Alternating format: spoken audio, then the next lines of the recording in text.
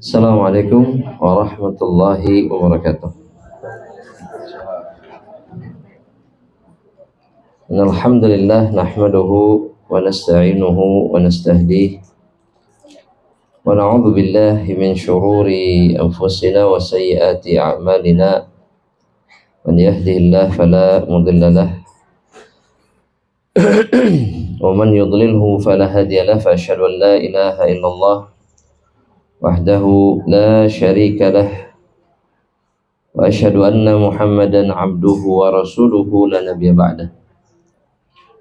Allahumma salli wa sallim wa barik ala khairil bariyati Rasulillah sallallahu alaihi wasallam Muhammad ibn Abdullah wa ala alihi wa ashabihi wa man sara ala nahjihim ila yaumil qiyamati. Fa amma ba'du, ahibati fillah wa akhwati fid din, azani Allah wa iyyakum. Allah subhanahu wa ta'ala telah mengizinkan kita di hari ini untuk bisa melanjutkan usaha kita untuk mentadabburi ayat-ayat Allah subhanahu wa ta'ala melalui pembahasan kitab Umdatut Tafsir ya, yang disusun oleh Syekh Ahmad Syakir rahimahullahu ta'ala, di mana beliau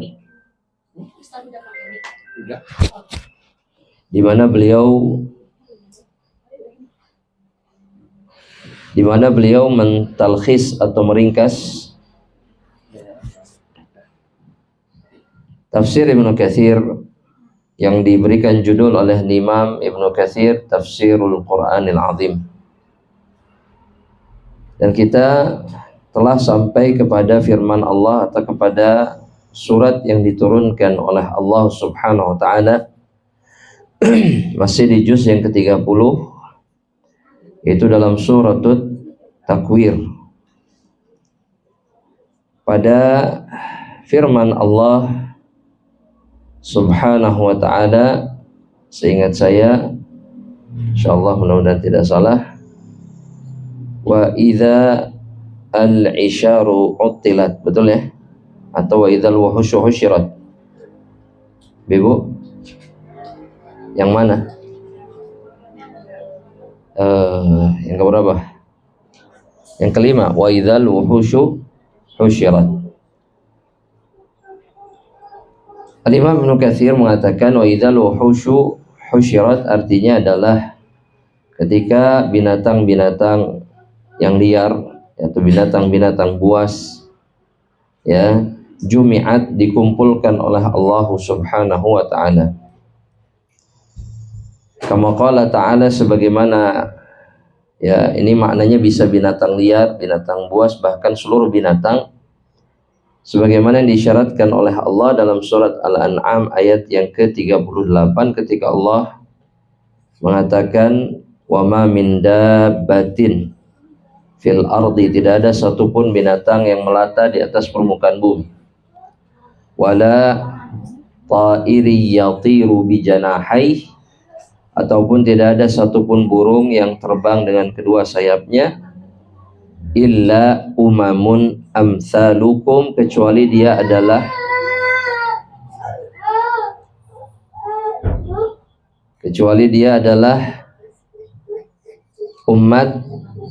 umat seperti kalian.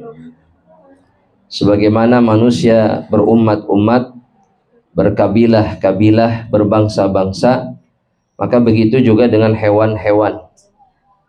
Dan Allah mengatakan ma farratna fil kitabi min syai', dan kami tidak meninggalkan satu apapun di dalam kitab ini. Maksudnya Allah tidak mengabarkan apapun kepada kita. Semuanya ada dalam Al-Kitab, dalam Al-Quran Al-Karim. Ya. Tsumma ila rabbihim yuhsyarun, dan kemudian kelak pada hari kiamat semuanya akan dikumpulkan kembali kepada Rabb mereka. Ibnu Abbas mengatakan yuhsyaru kullu syai'in hatta dzubab. Semuanya akan dikumpulkan, bahkan lalat sekalipun. Lalat sekalipun akan dikumpulkan kelak pada hari kiamat oleh Allah Subhanahu wa ta'ala. Maka bagaimana dengan manusia? Ya, jika lalat saja dikumpulkan, maka manusia jauh lebih kuat untuk dikumpulkan oleh Allah Subhanahu wa ta'ala. Kenapa? Karena dialah atau manusialah ataupun jin juga adalah makhluk yang dibebani taklif. Kata para ulama, ini bisa dicatat di catatannya, yang membuat manusia dan jin itu lebih berat pada hari kiamat keadaannya, dan kemudian jauh lebih lama perjumpaannya dengan Allah Subhanahu wa ta'ala. Semua itu semata-mata karena mereka mukallaf, karena mereka itu makhluk Allah yang diberikan beban kewajiban untuk beribadah secara khusus hanya kepada Allah Subhanahu wa ta'ala. Namun taklif pula lah kemudian yang membuat manusia di dunia jauh lebih mulia dari siapapun, lebih baik dari binatang. Ya. Namun sayangnya memang, mohon maaf, banyak manusia yang kemudian menanggalkan kemuliaannya dan mensejajarkan dirinya dengan hewan. Ya, padahal dia jauh lebih mulia. Kadang-kadang lebih buruk dari hewan. Betul tidak Ibu? Ibu? Ya, lebih buruk kelakuannya daripada hewan. Kita tidak pernah menjumpai hewan menzinahi anaknya sendiri. Tidak pernah kita jumpai. Ya. Atau misalkan kita tidak pernah menjumpai, hampir bisa kita katakan tidak pernah menjumpai hewan membunuh ayahnya misalnya. Binatang menghabisi ibunya sendiri. Itu tidak pernah terjadi. Maka orang-orang yang seperti itu kelakuannya, maka lebih buruk daripada hewan. Padahal dia sejatinya dimuliakan oleh Allah Subhanahu wa ta'ala.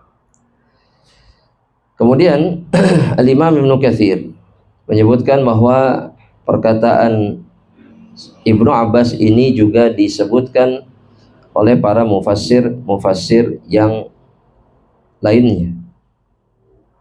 Dan Allah Subhanahu wa ta'ala ketika mengatakan wa idzal wuhushu husyirat, kata Qatadah rahimahullah, Qatadah ini murid Ibnu Abbas, ya.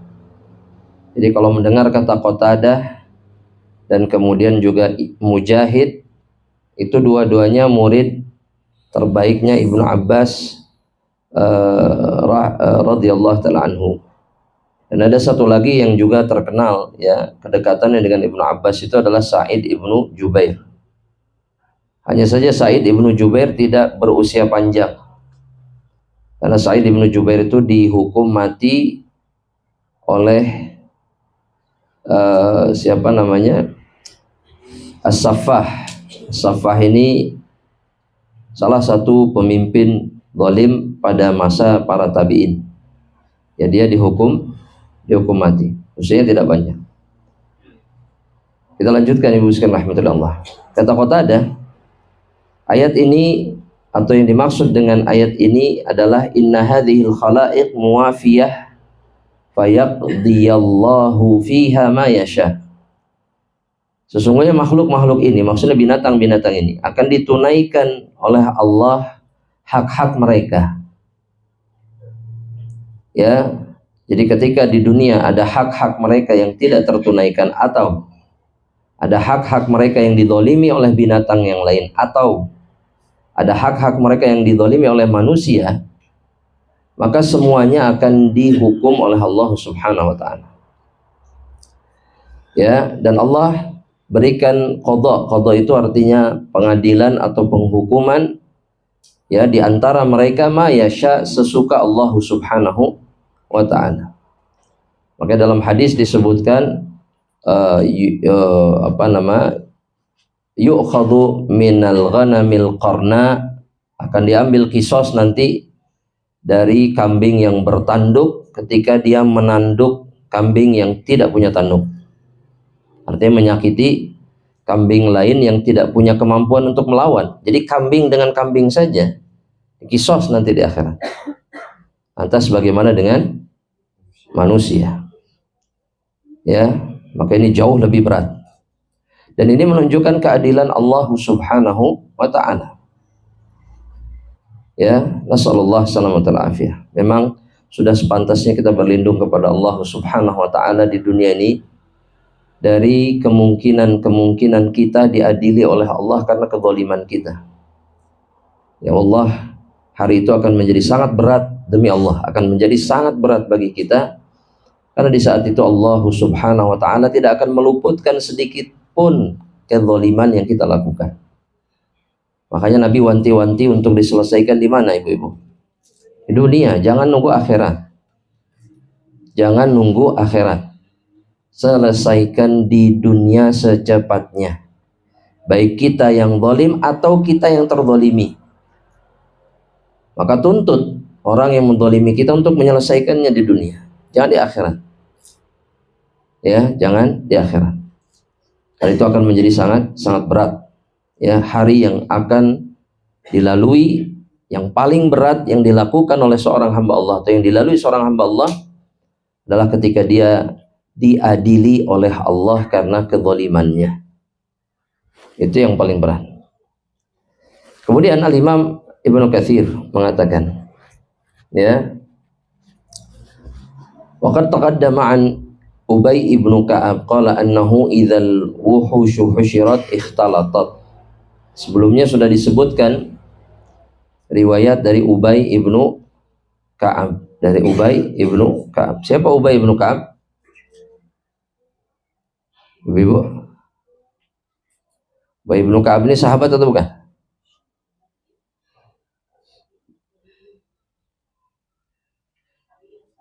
Tabi'in? Anaknya Ka'ab ibnu Malik. Yakin? Tidak yakin. Kita lewatkan dulu. Kita lewat dulu, ibu-ibu. Ya, nanti kita pastikan lagi. Ya, ibu-ibu sudah ingat atau belum? Wa idzal wuhushu husyirat, kata Ubay bin Ka'ab, ikhtalatat, ketika bercampur satu sama lain, berkumpul, berdesak-desakan. Ikhtalatat itu ketika kita berdesakan, berkumpul dan saling bersinggungan. Makanya perempuan yang tidak membatasi dirinya dengan laki-laki, bergaul, kumpul, naik angkot bareng misalkan atau yang semisalnya, namanya ya apa? Ikhtilat namanya. Ya, tidak ada batasan sama sekali. Itu yang dimaksud, bercampur, dia kumpul di satu tempat yang sama. Ini hewan-hewan kelak pada hari kiamat seperti ini. Ya, semuanya akan dikumpulkan dan semuanya akan diadili oleh Allah Subhanahu wa ta'ala. Kemudian kita berpindah kepada firman Allah berikutnya. Wa qawluhu, kata Imam Ibnu Katsir, firman Allah ketika Allah mengatakan wa idzal biharu sujjirat, ketika laut-laut itu sujjir, ketika laut-laut itu sujjirat. Kita nanti bisa tahu maknanya, ya, dari apa yang dikatakan Ibnu Katsir insyaallah taala.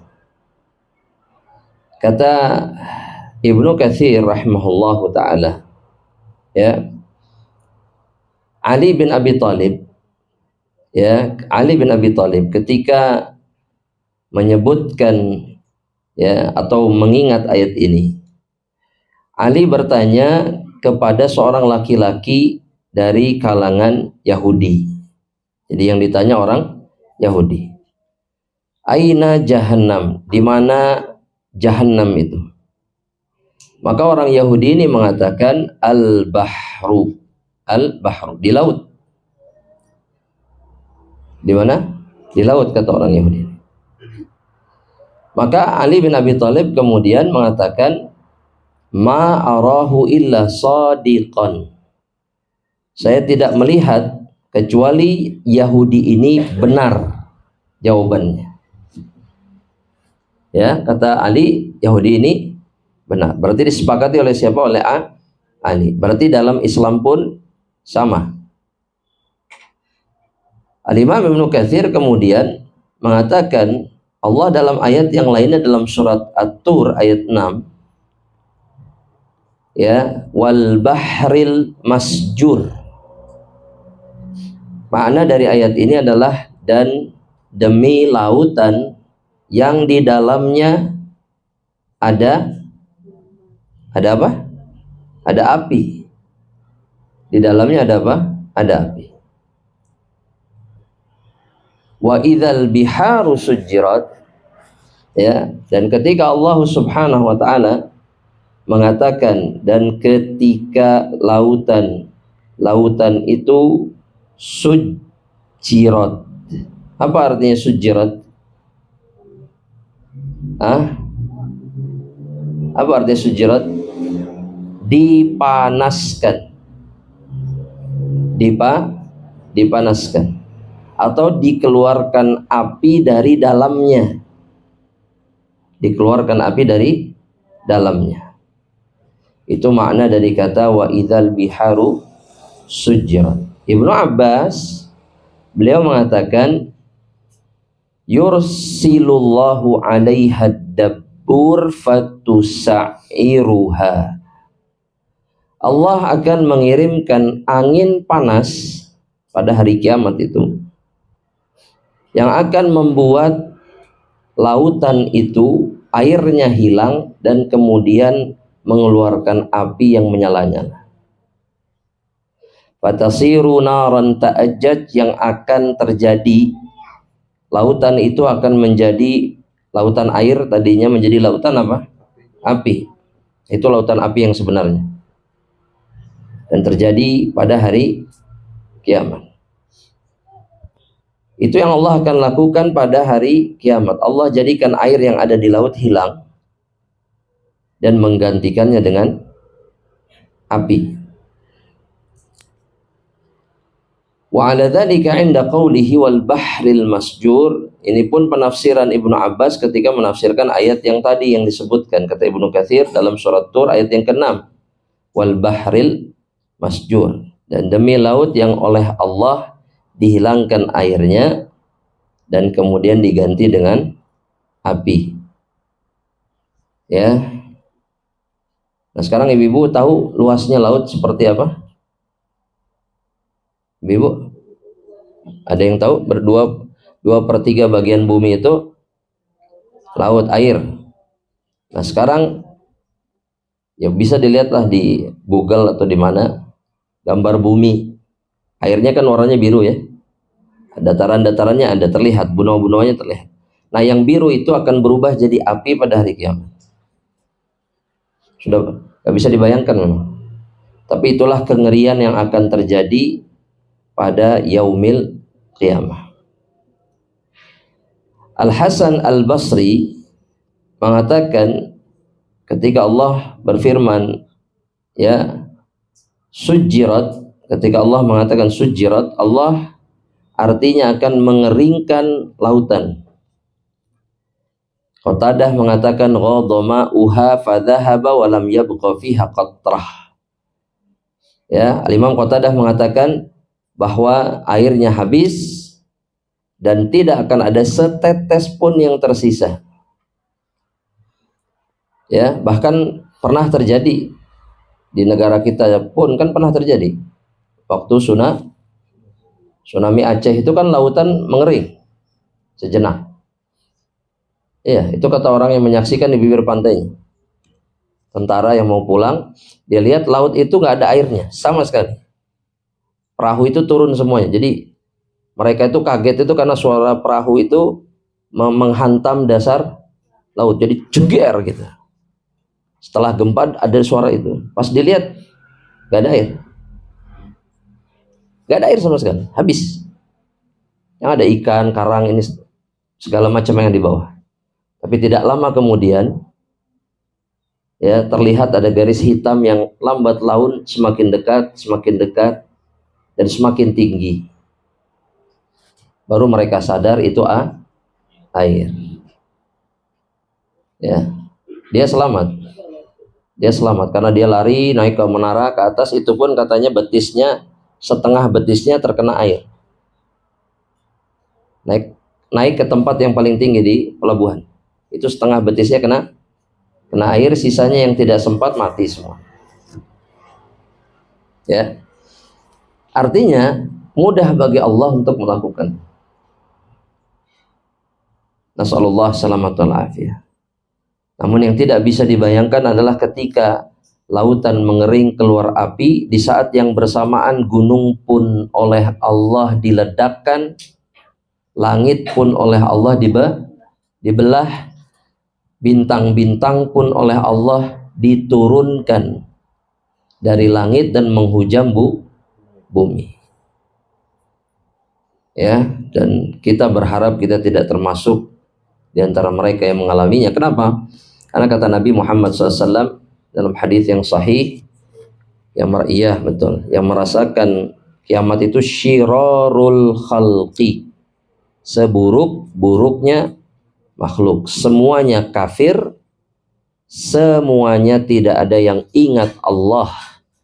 Karena kiamat itu terjadi kalau di bumi ini la yuqalu Allah, Allah, tidak ada yang bilang Allah lagi, Allah. Tidak ada yang bilang Allah, Allah.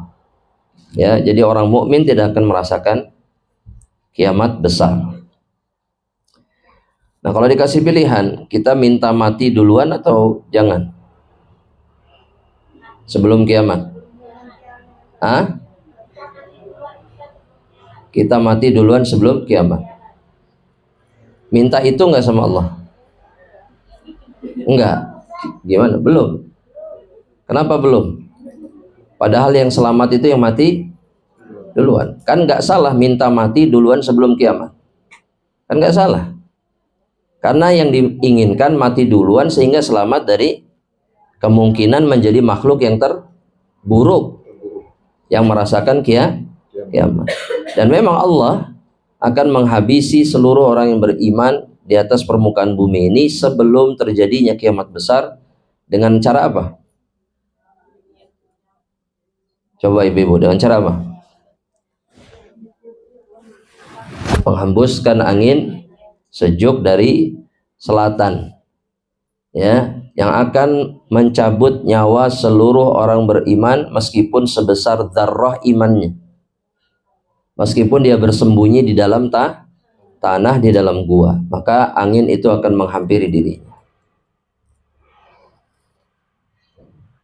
Tapi itu pun ya terjadi di masa di mana Dajjal sudah muncul, Ya'juj Ma'juj sudah muncul, Imam Mahdi sudah keluar, Nabi Isa sudah turun. Dan masa-masa itu adalah masa-masa yang paling mengerikan yang dilewati oleh orang-orang yang beriman. Ya, karena yang tersisa dari orang yang beriman cuman 1/3 di dunia ini. Yang tersisa cuman 1/3 orang beriman dari sebelumnya. Ya, kira-kira masih lama nggak kejadian itu? Wallahu a'lam. Tapi tanda-tanda bahwa kejadian-kejadian itu sudah dekat ada nggak? Banyak. Terus saya mau tanya, apa yang sudah dipersiapkan? Allahu Akbar, belum juga? Oh, kajian, alhamdulillah. Selain kajian,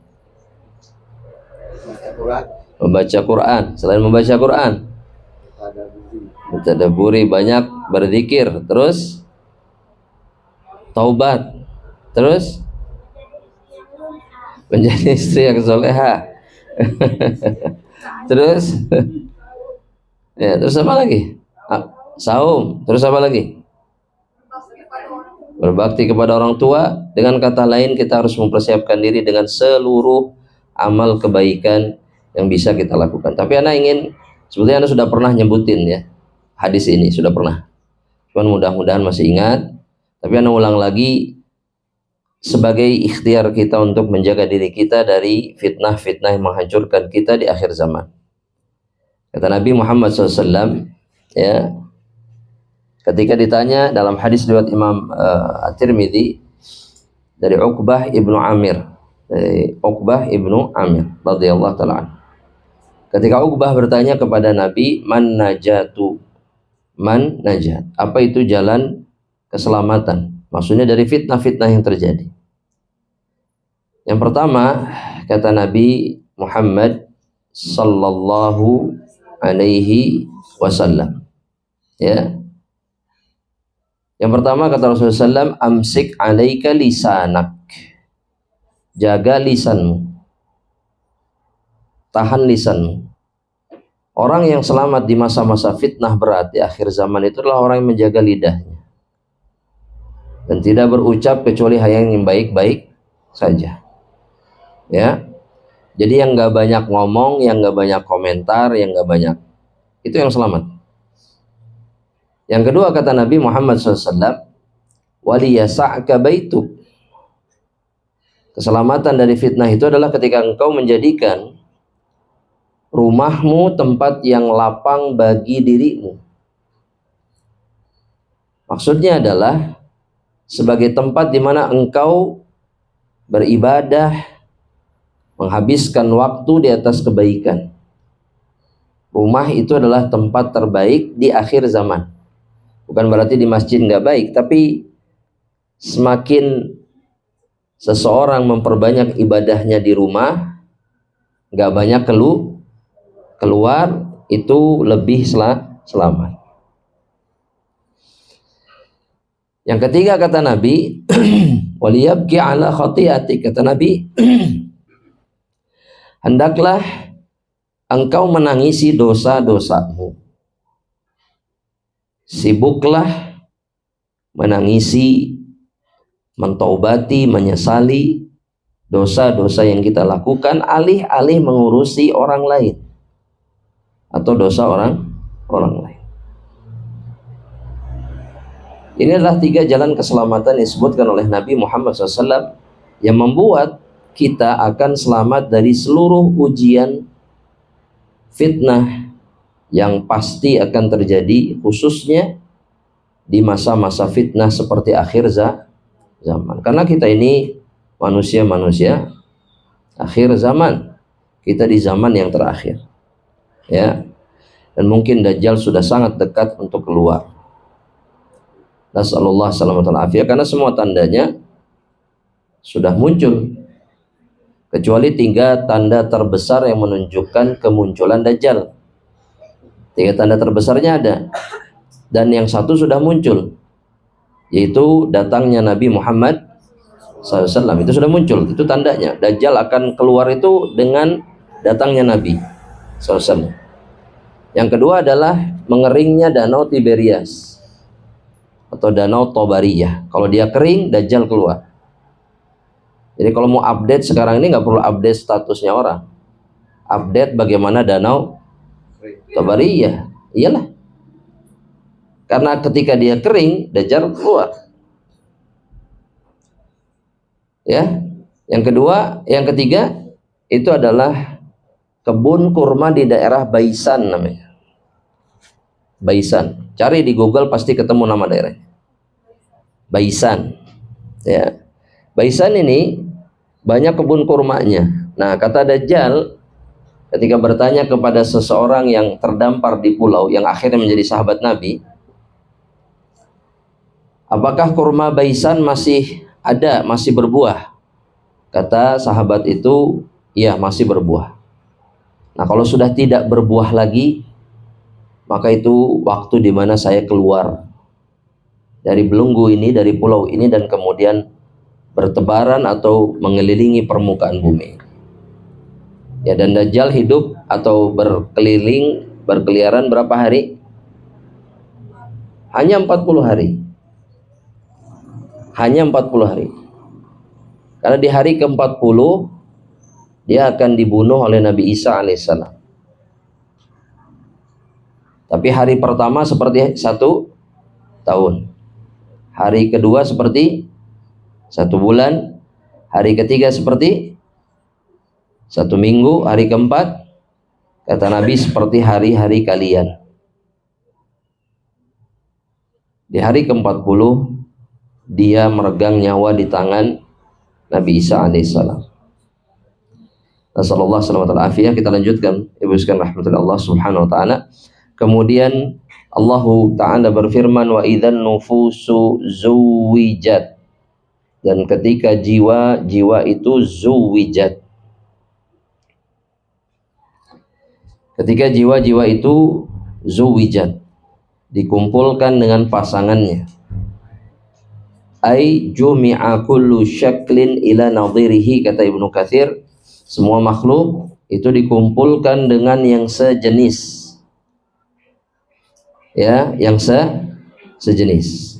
Ingat ini ibu-ibu ingat, setiap dari kita akan dikumpulkan dengan yang semisal. Nah, yang membuat kita ini semisal dengan orang lain, satu, penyebabnya adalah tasyabbuh.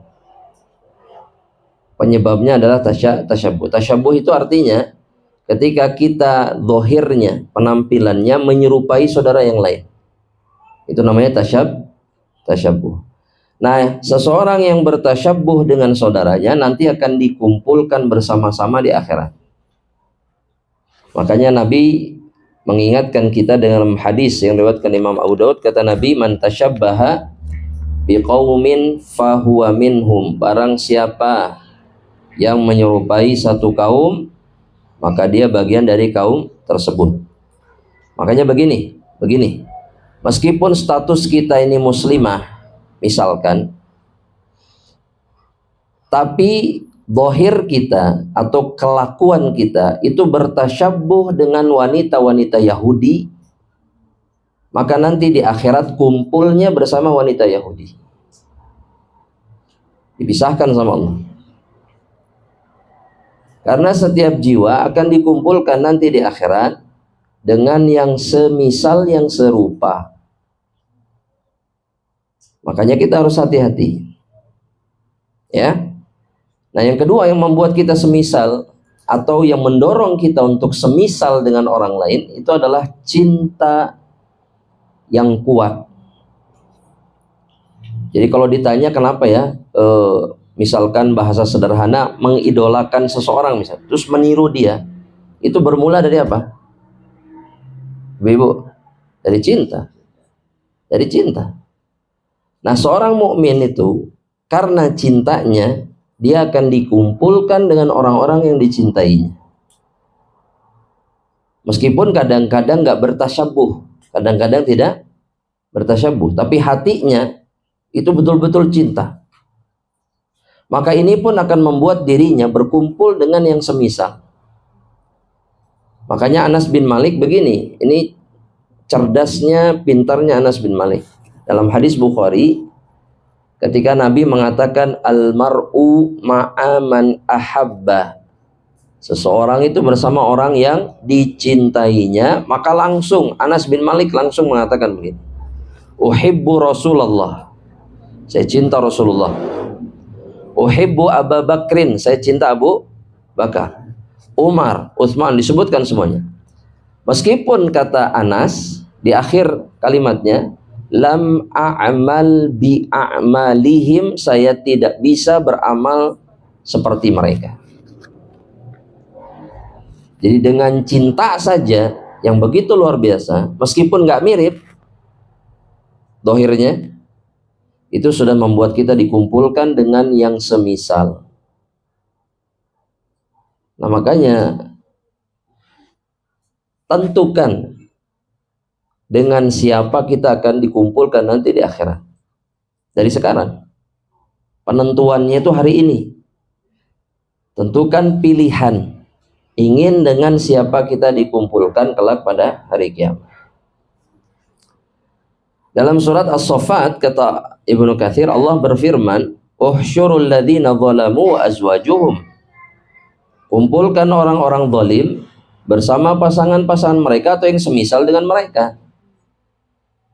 Orang zalim kumpul sama orang zalim. Orang baik sama orang baik, istri soleha sama suami yang soleh. Iya, suami yang soleh atau dengan para istri yang solehah juga. Jadi mereka akan jadi satu kelompok nanti. Ya, karena yang semisal itu bisa cocok berkumpul dengan yang semisal dengannya di dunia dan di akhirat. Di dunia juga sama.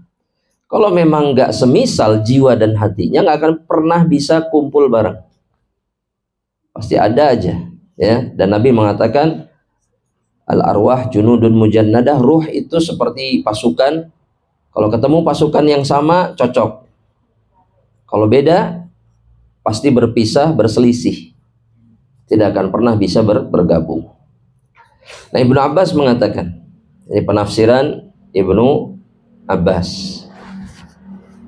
Ketika Allah Subhanahu wa taala mengatakan wa idzan nufusu zuwijat, ya. Ketika jiwa-jiwa itu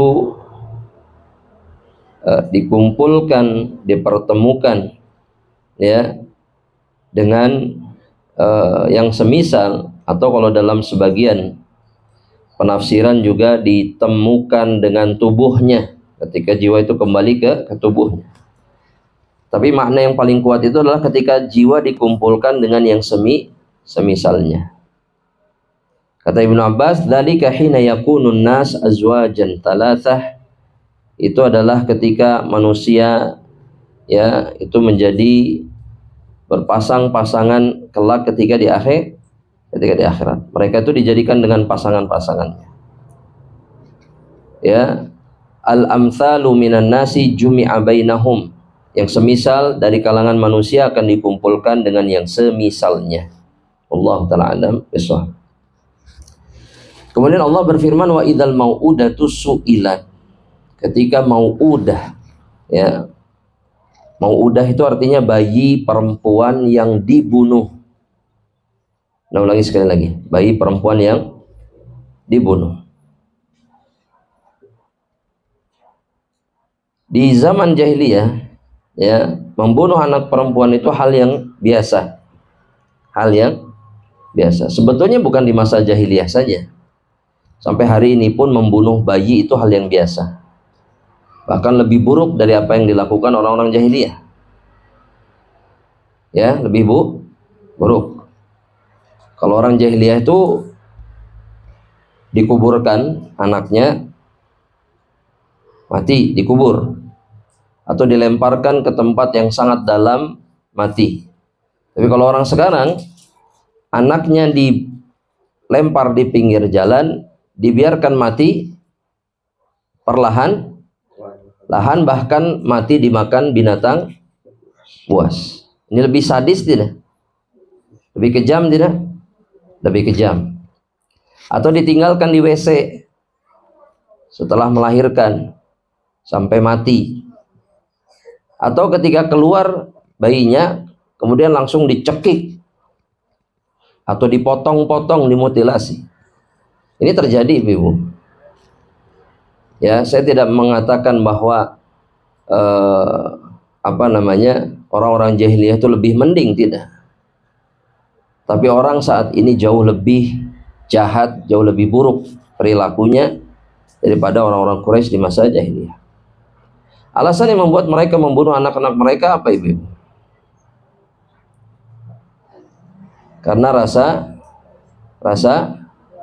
malu, ya.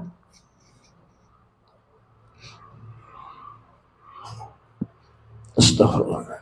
Karena rasa malu. Malu kenapa?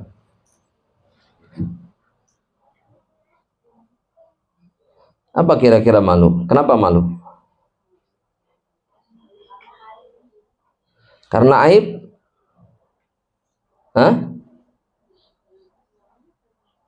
Ibu-ibu? Kenapa malu mereka?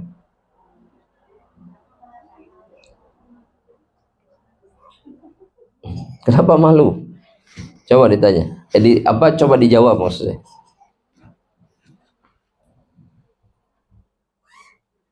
Ibu, karena bagi orang-orang Quraisy, anak perempuan itu tidak apa? Tidak apa? Bisa meneruskan nasab mereka dan tidak berguna di dalam peperangan. Karena orang Quraisy itu adalah bangsa yang suka perang. Jadi kalau mereka punya anak perempuan, gak ada yang bisa mereka andalkan. Tapi catat di catatannya, ini dilakukan bukan oleh mayoritas orang Quraisy. Kan selama ini kan berpikir ya bahwa orang Quraisy itu semuanya begini, enggak jauh. Oleh sebagian dari mereka. Karena sebagian yang lain meskipun jahiliyah mereka tidak membunuh anak-anak mereka. Siapa contohnya? Siapa contohnya? Abu Bakar As-Siddiq. Terus Umar bin Khattab. Pasti ada yang mengatakan bukannya Umar bunuh anak juga, itu kisahnya palsu. Umar tidak pernah membunuh putrinya satupun di antara mereka, gak pernah. Padahal pada saat itu masih jahiliyah. Jadi orang Quraisy mayoritasnya tidak membunuh anak. Tapi kemudian Allah ya mengingatkan kita dan kemudian mengkoreksi kesalahan mereka. Di antara keburukan mereka itu yang terjadi di tengah-tengah mereka, meskipun ini bukan yang paling banyak, itu adalah ketika mereka membunuh anak perempuan mereka. Nah, yang dibunuh ini namanya Mau'udah, namanya Mau'udah. Ya, sampai di situ dulu. Coba kita lihat firman Allah Subhanahu wa taala dalam surat An-Nahl ayat yang 58. Di sini Allah Subhanahu wa taala menceritakan ekspresi laki-laki Quraisy yang dikabarkan atau mendapatkan anak perempuan.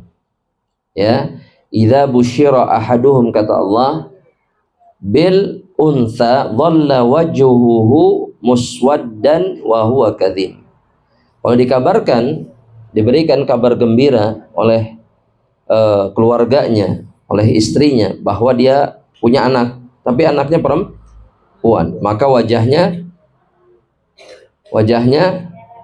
merah padam. Muswadda itu ketika wajah merah teramat sangat sampai lebih condong ke warna hitam. Orang kalau merahnya, kalau marah sekali, itu cenderung menghitam wajah. Betul? Iya, karena betul-betul darah itu luar biasa tekanannya. Wa huwa kadzim, karena dia marah, murka mendengar kabar itu.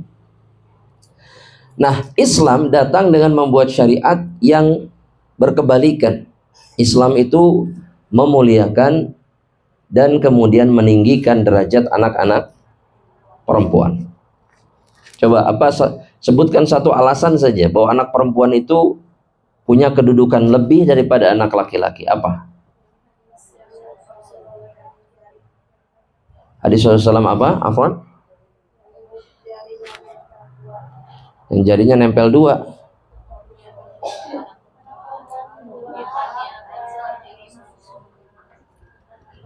Anak perempuan dua. Gimana ini maksudnya, Ibu? Ketika apa? Betul.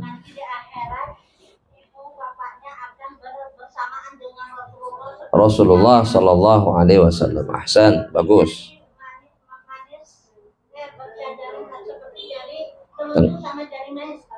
Jari tengah. Jauh atau kalau jari manis kalah jari tengah. Jari tengah, betul.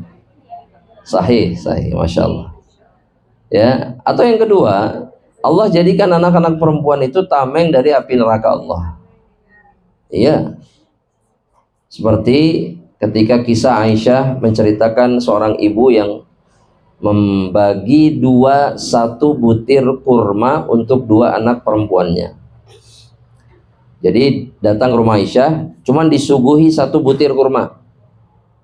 Jadi yang ada di rumah Aisyah itu cuma satu butir. Nah, satu butir ini kemudian dibelah dua sama ibunya, sama perempuan ini untuk dua anak perempuannya. Jadi dia sendiri nggak makan. Diceritakan ini sama Rasulullah SAW. Kata Rasulullah, ma minkum atau ma min ahadin ubtuliya min hadhil banat. Tidak ada satu orang pun di antara orang tua itu yang diuji dengan anak perempuan. Maksudnya dia bersabar, dia berkorban untuk anak perempuannya dan seterusnya. Illa kanat, kecuali anak perempuan ini lahum aw lahunna sitran aw kama qala Nabi SAW, akan menjadi tameng penghalang antara diri mereka dengan neraka Allah Subhanahu wa ta'ala. Makanya punya anak perempuan itu bukan kehinaan sama sekali. Bahkan di dalam Islam di antara bentuk kemuliaan. Makanya ada kisah nyata yang diceritakan oleh salah seorang syekh ketika ada orang yang punya anak perempuan 6 apa 7. Nah, istrinya hamil lagi. Dia berharap anaknya laki-laki. Namun kemudian ketika istrinya mendekati kelahiran, dia mimpi dalam satu malam bahwa dia diseret mau masuk ke dalam neraka di mimpinya.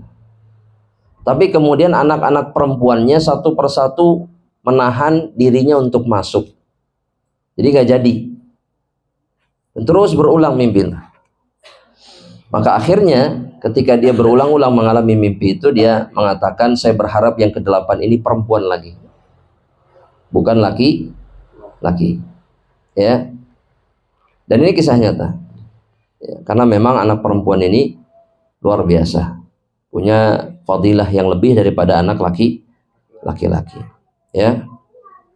Namun memang lebih berat untuk menjaganya. Betul? Betul. Apalagi di zaman seperti sekarang, ya. Tapi pahalanya besar.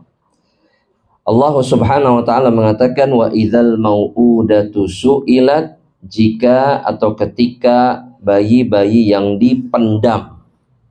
Mau'udah itu yang dibunuh.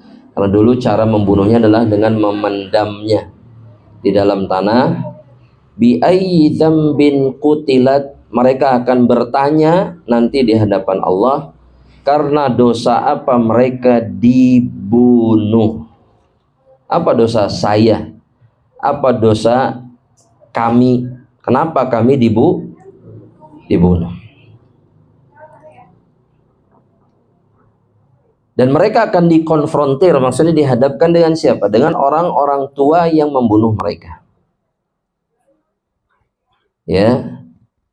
Hakadha qiraatul jumhur. Dalam qiraah jumhur ahlil qiraah, ayat ini dibacanya wa idzal mau'udatu su'ilat. Dalam satu riwayat disebutkan wa idzal mau'udatu sa'alat. Kalau ini kan ditanya, ketika yang dibunuh ditanya. Tapi juga dalam ada satu riwayat disebutkan bahwa ketika yang dibunuh ini bertanya. Dibacanya begitu. Bertanya apa? Kenapa saya atau kenapa dirinya dibunuh?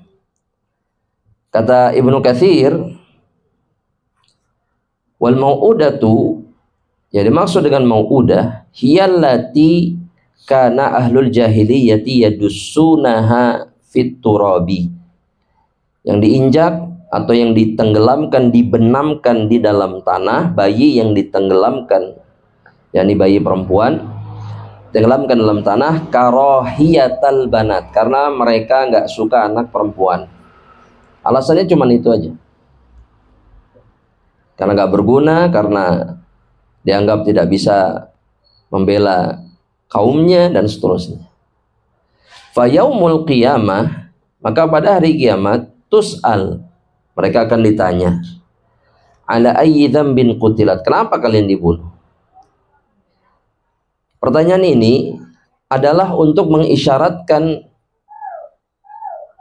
atau untuk kemudian menuntut para pembunuh mereka. Jadi ketika mereka menjawab, maka akan dihadirkan pembunuh-pembunuhnya.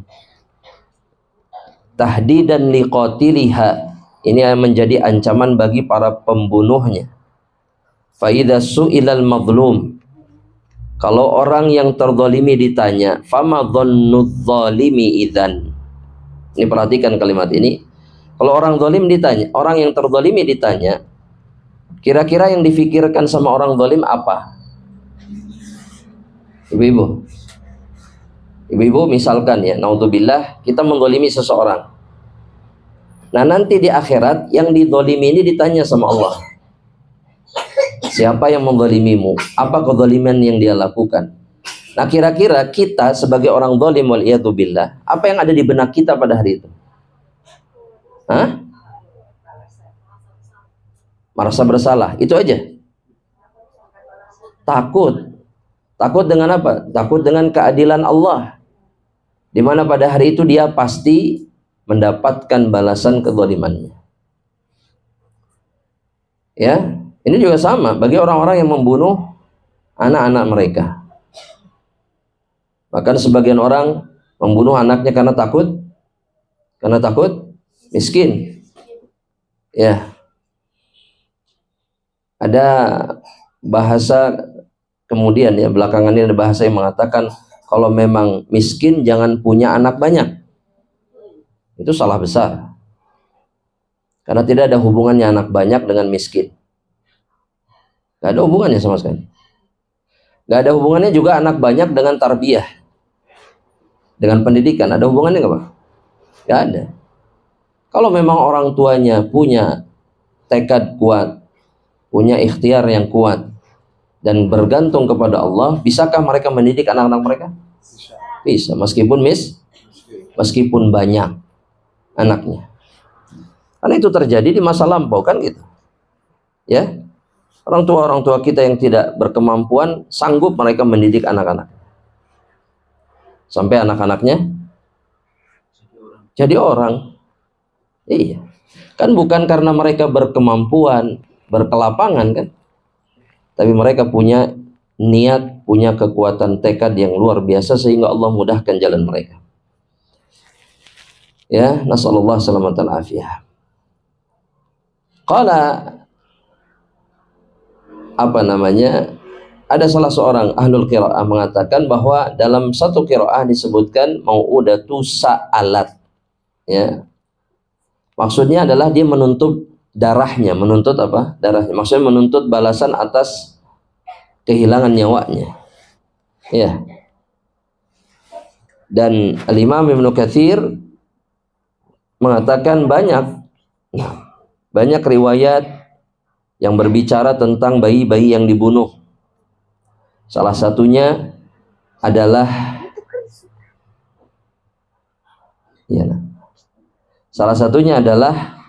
hadis yang diriwayatkan Imam Ahmad dari Aisyah. Ada seorang sahabat perempuan namanya Judamah bintu Wahbin. Judamah bintu Wahbin. Judamah bintu Wahbin ini adalah adik perempuan dari salah seorang sahabat yang lain. Itu namanya Ukasyah. Sebelum kita lanjutkan, Ukasyah ini siapa?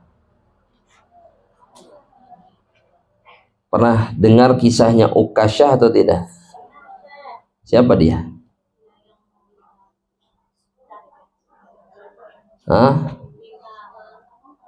Minta apa? Betul, ketika Nabi mengatakan bahwa akan masuk surga 70.000 orang ya, yang masuk surga tanpa hisab wala azab, dan juga tidak diazab oleh Allah Subhanahu wa taala. Dan Nabi kemudian menyebutkan sifat-sifatnya sebagaimana yang kita ingat insyaallah. Humul ladzina la yastarqun, kata Nabi, mereka adalah orang-orang yang tidak minta diruqyah, wala yaktawun, dan kemudian tidak minta diobati dengan besi panas, besi kai. Yang ketiga, wala yatatayyarun, mereka tidak tatayyur. Tatayyur itu menjadikan sesuatu sebagai isyarat atau diyakini sebagai penyebab datangnya kesialan. Itu namanya tatayyur. Kalau ada suara burung ini artinya akan ada musibah ini. atau ketika ada binatang ini di rumah berarti mau ada kematian, mau ada yang ini dan seterusnya. Itu namanya tatoyur. Masuk surga tanpa hisab, tanpa adab, itu adalah mereka yang tidak percaya sama yang seperti ini, yang tidak pernah imannya, tawakalnya berubah karena gara-gara hal-hal yang seperti ini. Dan yang terakhir kata Nabi, yang keempat, wa ala rabbihim, dan kepada Rabb mereka saja mereka bertawakal. Ya, itulah yang berhak masuk surga tanpa hisab dan apa? Azab, kata Rasulullah SAW. Nah, Ukasyah itu bilang, ij'alni minhum, berdiri langsung ketika Nabi bilang itu, jadikan saya di antara mereka. Kata Nabi, anta minhum, kamu termasuk yang 70.000. Nah, laki-laki lain berdiri ketika lihat Ukasyah dapat, dia berdiri. Wa ana kadzalik, saya juga. Kata Rasul, sabaqaka Ukasyah, kamu sudah keduluan Ukasyah. Sudah selesai. Dan ini di antara hikmah kata ulama, jangan menunda, menahan diri di dalam kebaikan. Jangan pernah nahan. Kalau ada kesempatan pertama kali, lakukan di saat itu. Kenapa? Karena Ukasyah contohnya salah satu. Karena Ukasyah tidak menahan dirinya, nggak mikir panjang. Kalau kita kan pasti mikir, ngomong nggak ya? Saya berdiri jangan ya? Jangan. Lakukan seketika. Dan saya punya kisah nyata juga yang saya alami. Ini kakak kelas saya. Waktu kuliah dulu. Satu kajian sama Syekh Sudais di Jakarta. Syekh Sudais kemudian nanya tapi tidak menyebutkan pertanyaannya. Paham maksud saya? Kayak saya biasanya suruh ngangkat tangan. Angkat tangan dulu baru jawab. Maksudnya baru dikasih pertanyaan. Itu diam semuanya. 800 orang yang hadir, itu nggak ada yang berdiri kecuali satu orang. Kakak kelas saya, dan dia ditanya sama si Sudes, emang kamu tahu apa pertanyaan saya? Maksudnya kamu yakin pertanyaan saya bisa kamu jawab? Enggak, katanya. Tapi saya ya mau jawab aja. Maka pertanyaannya ternyata teramat sangat gampang. Jadi dalam kajian itu Syekh Sudes menyebutkan nama satu sahabat, namanya Umar bin Khattab. Beliau cuma nanya begini, tadi sahabat yang saya sebutkan di kajian siapa namanya? Umar bin Khattab. Selesai itu Syekh Sudes bilang begini, kamu mau hadiah apa? Kakak kelas saya ini bilang, terserah Syekh. Ya udah, kamu umroh aja. Itu seketika itu. Oh, seketika semuanya pengen jawab setelah itu. Semuanya lah. Udah, kata Syekh enggak. Dia yang berhak. Dia yang berhak dapat. Itu langsung umroh. Ya, berapa hari kemudian dia berangkat umroh. Dibiayai oleh Syekh Sudais. Makanya jangan menahan diri. Ya, karena yang terbaik adalah orang yang pertama kali melakukan kebaikan dan melakukan kebaikan. Subhanallah. Nah, Judamah ibintu Wahab ini, ukhtu Ukasyah, saudara perempuan Ukasyah. Beliau pernah mengatakan hadartu Rasulullah sallallahu alaihi wasallam. Ya. Saya pernah hadir di tengah-tengah atau di samping Rasulullah, ada di satu majelis bersama Rasulullah SAW, ketika ada beberapa manusia, ada beberapa orang yang juga bersama Rasulullah SAW. Di saat Rasul mengatakan laqad hamamtu anha anil ghilah.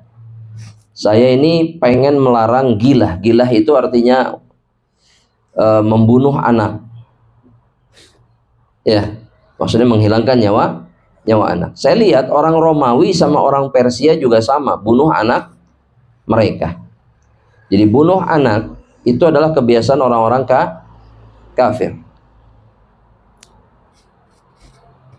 Dan Nabi bilang la yadurru auladahum dzalika syai'a. Ya, apa yang dilakukan oleh mereka kepada anak-anak mereka tidak akan memadharatkan anak-anak mereka. Ya.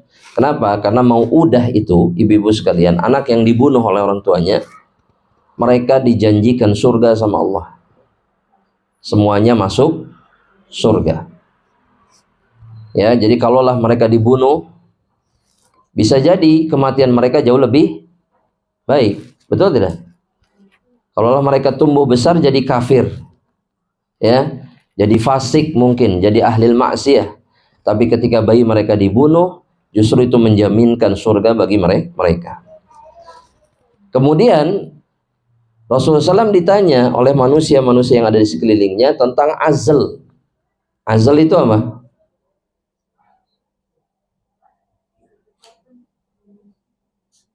Ada yang tahu azal? Betul. Mohon maaf, ini ilmu ya. Jadi ketika menggauli, seorang laki-laki menggauli istrinya, namun suami ini atau laki-laki ini tidak mengeluarkan air syahwatnya di dalam rahim istrinya. Jadi ketika sampai kepada puncak syahwatnya, keluar air maninya, tapi tidak dikeluarkan di rahim istrinya, dikeluarkan di luar. Ini namanya azl. Qala Rasulullah SAW, Nabi dalam hadis ini mengatakan dalikal wa'dul khafi, itu adalah bentuk menghilangkan atau membunuh anak. Ini saya terjemahkan dulu secara bahasa ya. Membunuh anak secara tersembunyi, kata Nabi gitu. Nanti kita akan bicarakan hukum ini di perjumpaan berikutnya, gimana sebenarnya dalam Islam. Tapi dalam hadis ini Nabi bilang dalikal wa'dul khafi. Dan Nabi mengatakan wahual mau'udatu su'ilat, ya. Dan itulah yang akan atau yang dimaksud oleh Allah dengan al-mau'udatu su'ilat, dengan bayi-bayi perempuan yang dibunuh ketika dia ditanya, ya. Nanti kita jelaskan, ya, insyaallah kita jelaskan di perjumpaan berikutnya karena waktunya habis insyaallah taala.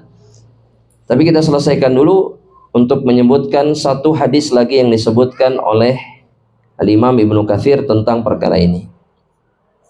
Itulah hadis yang diriwayatkan ya Abu Dawud, Tirmidzi dan yang lainnya, di mana Hasna, seorang sahabiah ya, atau seorang tabi'in, Hasna ibnatu Muawiyah as-Suraimiyah an ammiha, dari pamannya. Qultu ya Rasulullah, saya bertanya kepada Rasulullah SAW, man fil jannah, siapa yang ada di surga? Ulangi sekali lagi, siapa yang ada di surga? Nabi memberikan jawaban. Yang pertama, an-nabi fil jannah, nabi di surga. Yang kedua, wasyahid, orang yang mati syahid di surga. Dan ini berlaku ibu-ibu untuk setiap orang yang mengalami kematian yang dihukumi mati syahid dalam Islam. Karena mati syahid itu bukan hanya terbunuh di mana? Medan perang, tapi juga yang melahirkan kemudian meninggal mati syahid, yang tenggelam mati syahid, yang terbakar mati syahid, yang tertimpa bangunan kemudian mati syahid, kemudian yang mati karena sakit atau penyakit yang ada di perutnya. Jadi penyebabnya bisa saja apa aja penyakitnya, tapi membuat perutnya kesakitan. Bisa masalahnya di liver, di mana terserah. Tapi membuat kemudian perutnya terasa sangat tersiksa, sangat kesakitan dan kemudian mati. Kalau kata Nabi al-mabtun, istilahnya syahid. Dia pun mati syahid. Maka semua yang syahid ada di mana? Di surga. Wal mauludu fil jannah. Kemudian yang mati dalam keadaan dia masih bayi, itu juga sama di surga. Bahkan kalau dalam hadisnya disebutkan bahwa bayi-bayi ini akan menyeret orang tua mereka dengan tali pusar yang masih menempel di perut mereka. Diikat orang tuanya sama mereka, diseret masuk surga. Ketika disuruh masuk surga mereka menolak, gak mau. Hatta yadkhulu ma'ana abauna, sampai kami masuk bersama orang tua kami. Kami gak mau masuk surga. wal mau'udatu fil jannah, dan bayi perempuan yang dibunuh mati karena dibunuh orang tuanya, mereka pun di surga Allah Subhanahu wa taala. Ya, nasallallahu salamatan afiyah, semoga Allah jaga kita semuanya dan Allah jadikan kita di antara penghuni surga Allah Rabbul Alamin. Wallahu taala alam bisawab. Sampai di sini dulu. Silakan kalau ada pertanyaan saya persilahkan. Ustaz mau tanya. Silakan Bu. Assalamualaikum warahmatullahi wabarakatuh. Waalaikumsalam warahmatullahi wabarakatuh. Tadi Ustaz menjelaskan bahwa kita kelak akan bersama-sama dengan orang yang kita cintai. Betul. Saya mau cerita Ustaz, kebetulan saya mempunyai Ustaz yang terkenal lah, Ustaz Salaf. Beliau telah meninggalkan kita, tapi kebetulan saya cuma satu kali waktu itu hadir di kajian beliau. Saat ini saya sangat merindukan beliau dan selalu mendengarkan kajian-kajian beliau gitu di Radio Roja atau di YouTube. Apakah kelak bila mana saya masuk surga gitu, apakah saya bisa ketemu dengan beliau gitu? Begitu aja Ustaz, mohon penjelasannya. Assalamualaikum warahmatullahi wabarakatuh. Assalamualaikum. Jawabannya jelas. Karena cinta kita karena Allah kepada seseorang akan membuat kita dikumpulkan bersama dirinya. Jadi kita bisa bertemu, bisa berjumpa, meskipun amalan kita tidak seperti orang-orang yang kita cintai, sebagaimana yang katakan Anas bin Malik tadi, tapi Nabi memastikan almar'u ma'aman ahab. Dan lebih dari itu, kalaulah kita mencintai kemudian Rasulullah SAW, yang mana itu bagian dari keimanan kita, bukan hanya saja dengan ustadz, ulama yang kita cintai, tapi dengan Nabi sekalipun kita akan dikumpulkan. Sallallahu alaihi wasallam. Ya, jadi almar'u ma'a man ahabba, seseorang dengan orang yang dicintai oleh. Tapi tentunya cinta yang jujur dan cinta karena Allah Subhanahu wa taala. Cinta yang jujur dan cinta yang disebabkan oleh atau karena Allah itu adalah, kata Nabi, cinta yang tanpa didasari masalah atau urusan harta. Yang kedua adalah tanpa ada hubungan nasab. Gak ada hubungan darah sebenarnya, tapi kita betul-betul menyayangi dan mencintainya. Itulah cinta karena Allah Subhanahu wa ta'ala. Wallahu a'lam bishawab. Silahkan kalau ada pertanyaan. Ada yang bertanya?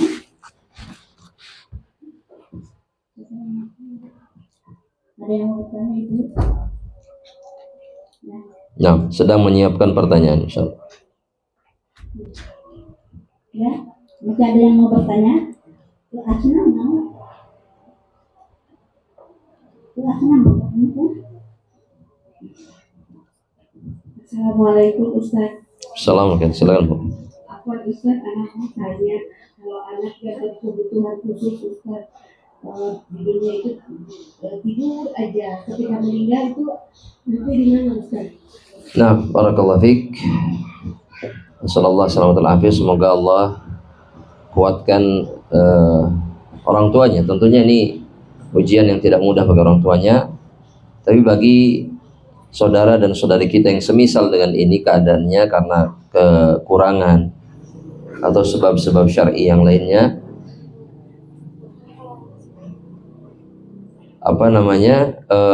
orang-orang yang seperti ini insya Allah di akhirat itu termasuk seperti ahlul fatrah. Ahlul fatrah itu adalah orang-orang yang ketika di dunia mereka tidak memiliki kesempatan untuk mengetahui kebenaran, bisa karena mereka itu jauh dari mana-mana, dakwah tidak sampai kepada mereka, atau ada keterbatasan pada diri mereka yang membuat mereka tidak faham apapun tentang Islam. Salah satunya seperti saudara atau saudari kita yang berkebutuhan khusus, ya. Maka kelak nanti di akhirat Allah akan uji mereka. Bagaimana ujiannya? Allah Subhanahu wa ta'ala akan menyediakan dua jalan. Nah, dua jalan ini, yang satu itu yang nampak di pandangan hamba-hamba Allah yang disebut dengan ahlul fatrah ini, itu adalah seperti jalan yang mengerikan dan kemudian dipenuhi dengan nyala api. ya, dengan nyala api. Yang satu lagi itu adalah jalan yang terlihat indah, penuh kesejukan dan ada sungai yang mengalir. Itu yang terlihat. Itu disebutkan dalam satu riwayat yang sahih. Nah, Allah Subhanahu wa taala itu memerintahkan semuanya yang ada untuk melewati jalan yang mengerikan itu. Jadi nggak ada yang disuruh memilih jalan yang terlihat indah itu, nggak ada. Semuanya disuruh memilih jalan yang mengerikan, yang ada apinya, yang ada hal-hal yang tidak enak untuk dipandang. Nah, orang-orang yang taat, kata Nabi, memilih jalan itu yang mengerikan itu, maka yang terlihat seperti api itu adalah air yang teramat sangat sejuk. Sebaliknya, air yang terlihat sejuk itu adalah api yang menyala-nyala. Nah, itu yang akan dilakukan Allah kepada saudara atau saudari kita yang keadaannya seperti ini. Jadi kita nggak bisa mengatakan di mana dia akan berakhir secara mutlak, nggak bisa. Karena di dunia dia tidak melakukan apapun, betul? Tapi itu karena uzur, bukan karena kesengajaan, tapi ada hal yang menghalangi dirinya. Nah, nanti di akhirat semuanya normal, semuanya tahu bahwa Allah adalah Rabb mereka. Nah, tugas mereka pada saat itu adalah hanya mentaati siapa? Allah. Yang mau taat selamat, yang tidak mau taat mereka binasa dan celaka. Mudah-mudahan Allah takdirkan saudara atau saudari kita atau putra atau putri kita yang seperti ini diakhirkan atau maksudnya diberikan tempat terakhir di dalam surga Allah Subhanahu wa taala. Dan bagi orang tuanya, anak-anak yang seperti ini adalah penyebab di antara penyebab masuknya mereka ke dalam surga. Ya, karena tidak ada seorang mukmin yang diuji oleh Allah dengan ujian berat melalui keturunannya dan kemudian dia bersabar, melainkan kesabarannya itu akan diganti dengan surga oleh Allah Subhanahu wa taala. Ya. Jadi sabar. Karena ujian ini tidak akan pernah melampaui batas. Wallahu taala alam. Silakan kalau ada pertanyaan. Masih ada ini? Masih ada. Silakan. Assalamualaikum warahmatullahi wabarakatuh. Waalaikumsalam warahmatullahi wabarakatuh. Silakan. Batas aurat antar mahram yang disebabkan oleh pernikahan, contohnya ayah mertua dengan menantu perempuan, Iya. atau ibu mertua dengan menantu Laki-laki. Ya. Sama seperti seorang ayah terhadap anak perempuannya, sama seperti seorang ibu terhadap anak laki-lakinya. Sama.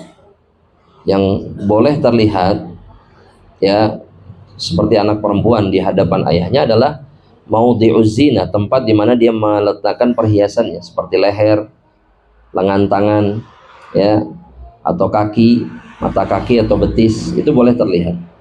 Nah, lebih dari itu tidak boleh. Nah, itu berlaku sama antara menantu dengan mertua, sama.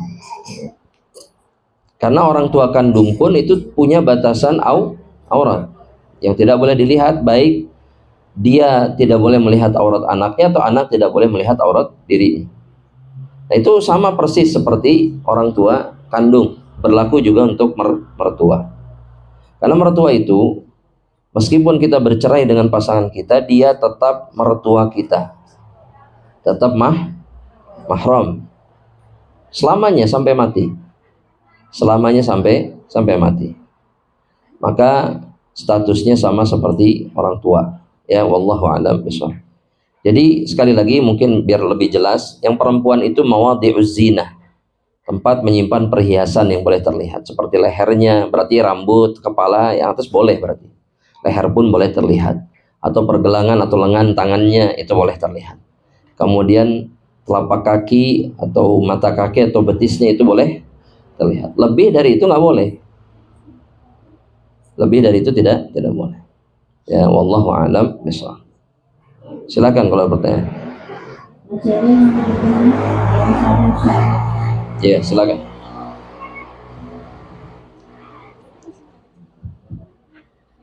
Assalamualaikum Ustaz. Amin. Wa yakum insyaallah.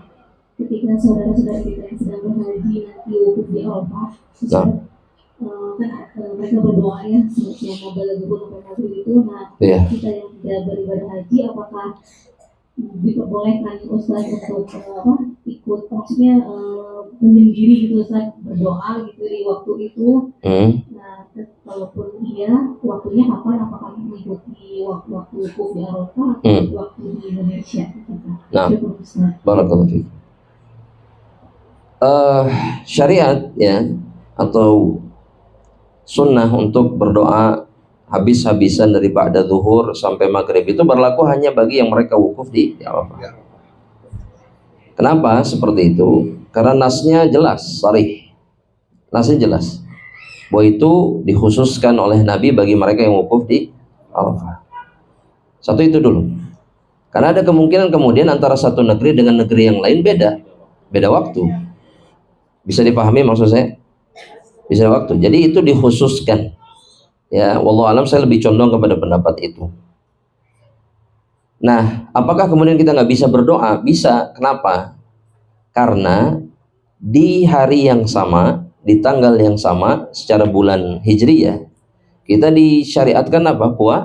Puasa. Dan doa orang yang berpuasa itu mustajab. Bahkan bukan hanya dari ba'da zuhur sampai maghrib saja. Dari ba'da subuh sampai maghrib. Maka kalau ingin berdoa kemudian lakukan mulai dari ba'da subuh sampai maghrib. Jadi lebih panjang atau tidak? Lebih panjang. Nah, kalau pengen kemudian mendapatkan fadilah sama seperti orang yang wukuf di Arafah, berangkatlah haji, insya Allah. Dan gak ada yang mustahil. Pokoknya haji bukan masalah uang, bukan masalah antrian panjang, tapi masalah undangan Allah. Ini satu kisah terakhir mungkin, singkat cerita, tahun kemarin 2 tahun yang lalu ada satu kompleks sama saya. Beliau cerita bahwa beliau tiba-tiba diajak haji sama ibunya. Jadi beliau itu pengen haji tapi nggak punya uang. Sudah lama doa sama Allah minta haji, tapi uangnya nggak kunjung datang. Ternyata satu hari ditelepon sama ibunya, "Nak, kamu tahun ini berangkat haji ya sama ibu." Kata anaknya, "Kok bisa? Kok saya bisa berangkat? Maksudnya kok ngajak saya?" Jadi ternyata ayah ibunya sudah lama sekali daftar haji. Nah, 2 tahun yang lalu itu waktu haji mereka. Tapi qadarullah setahun sebelum datang waktu hajinya, ayahnya meninggal. Nah, anaknya baru tahu hari itu ketika ibunya telepon, "Kamu berangkat haji." Nah, ibu, kata ibunya nih, "Mama itu milih kamu untuk nemenin mama." Padahal anak laki-lakinya banyak. Nah, begitulah cara Allah yang mengantarkan seseorang ke Baitullah, ya. Jadi kalau ditanya masalah duit, bukan sama saya. Kata dia, "Saya nggak ngeluarin duit sepeser pun." Antrian dia nggak ngantri. Yang ngantri itu bapak sama ibunya. Tapi dia ngantri nggak? Nggak ngantri. Maka begitulah cara Allah mengundang hamba-hambanya. Semoga Allah jaga kita semua ya. Ibu, jangan ragu sama Allah. Wallahi jangan pernah ragu sama Allah Rabbul Alamin. Bagi Allah semuanya mudah. Ya, mungkin itu yang terakhir ya Ibu ya. Karena sebentar lagi adzan zuhur. Akhiru da'wana alhamdulillahi rabbil alamin. Kita akhiri perjumpaan ini dengan doa kafaratul majlis. Subhanakallahumma wa bihamdika asyhadu an la ilaha illa anta astaghfiruka wa atubu ilaik. Ya, assalamualaikum warahmatullahi wabarakatuh.